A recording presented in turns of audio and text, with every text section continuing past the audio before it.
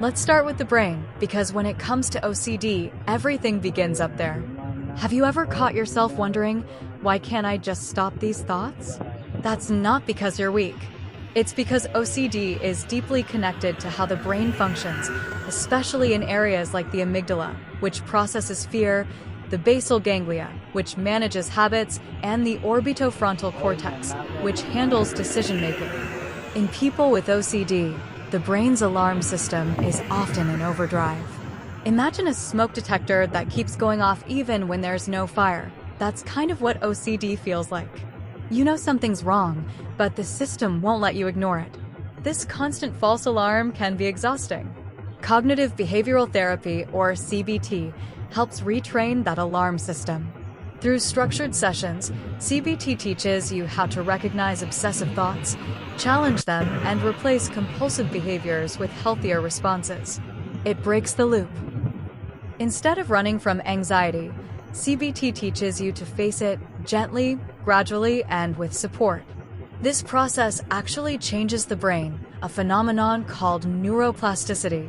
With repeated practice, CBT helps form new pathways in the brain, gradually making it easier to respond to obsessive thoughts without giving in to compulsions. So when people say, CBT rewires your brain, they're not exaggerating. It's backed by science.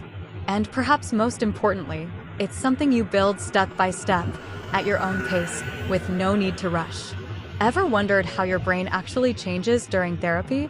The science behind CBT is more fascinating than you might think.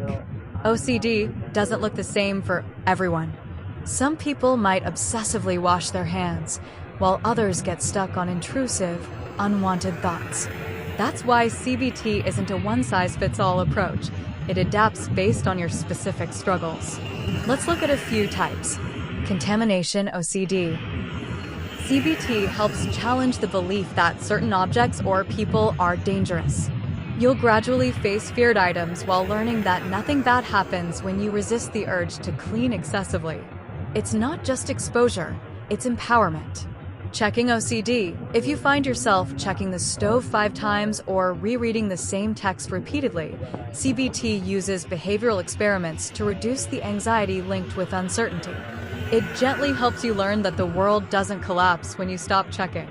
Intrusive thoughts OCD. Puro. This form doesn't involve visible compulsions, but rather mental rituals.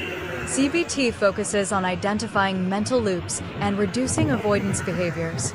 You learn that thoughts, no matter how scary, are just thoughts.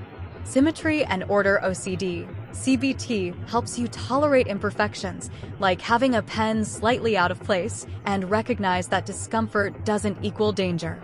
It's about reclaiming space in your life for spontaneity, creativity, and calm. Each version of OCD has its nuances, and CBT meets you exactly where you are. Therapists often create a personalized treatment plan that reflects not only your OCD subtype, but also your personality, preferences, and goals. Which type of OCD feels most relatable to you? Let's explore how CBT can be tailored for each one. Healing doesn't happen in a vacuum. Often, the people around us, our partners, parents, siblings, or even roommates, play a huge role in our OCD journey. That's why CBT sometimes includes family sessions or at least a strong educational component for loved ones. Sometimes, loved ones unknowingly become part of the compulsion cycle. Maybe they help you check locks or offer constant reassurance. While their intentions are loving, this can unintentionally keep OCD alive. CBT often includes family education to shift these dynamics in a supportive, non-blaming way. The goal isn't to make your family your therapist, but to help them become gentle allies. They can learn how to encourage your progress, give space when needed, and recognize the difference between support and enabling.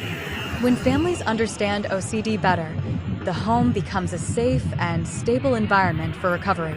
And if you're listening to this and you're a parent, sibling, or friend, thank you. Your role is so valuable. Just being here, learning, and staying open already makes a huge difference.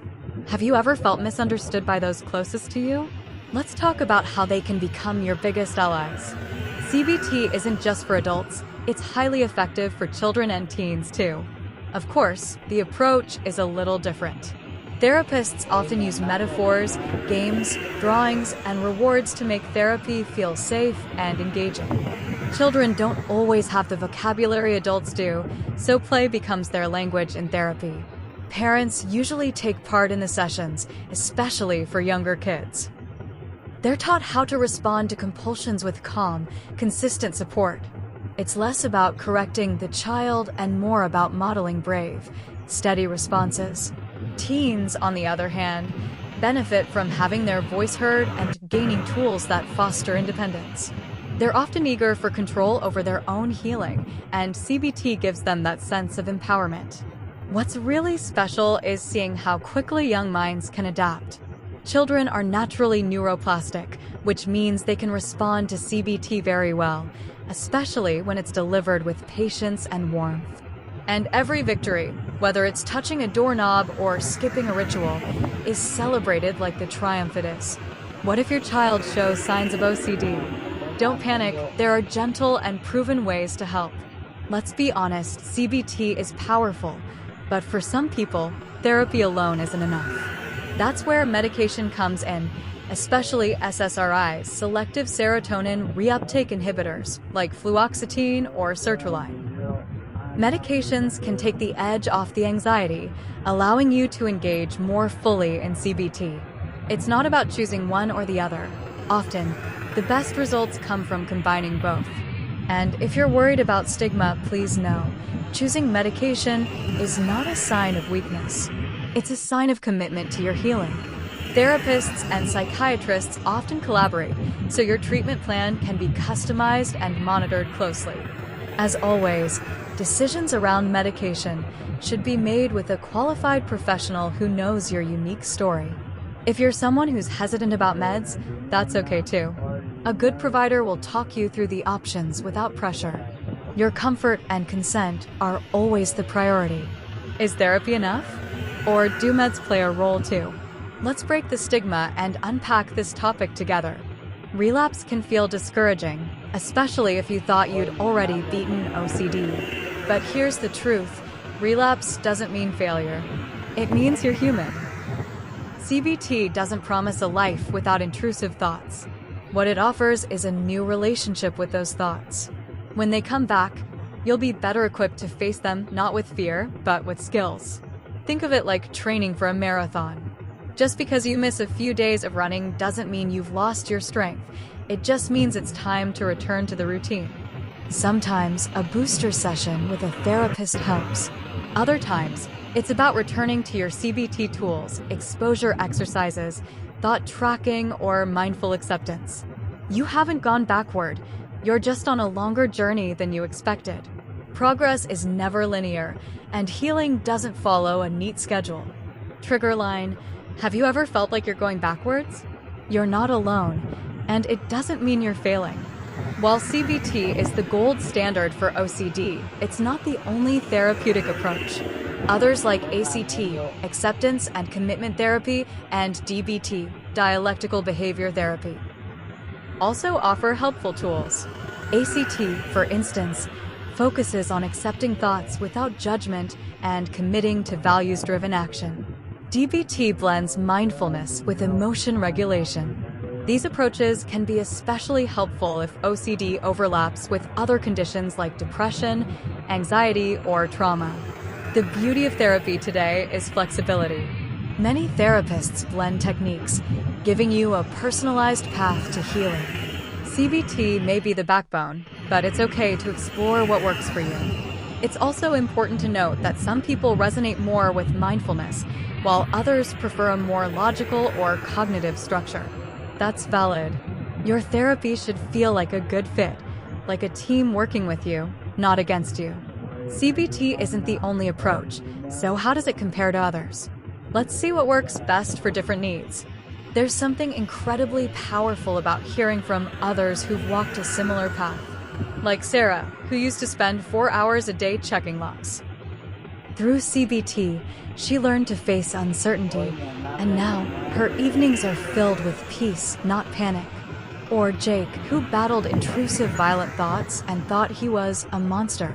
CBT helped him see those thoughts for what they were, just thoughts. Today, he's able to live a full life, thoughts and all.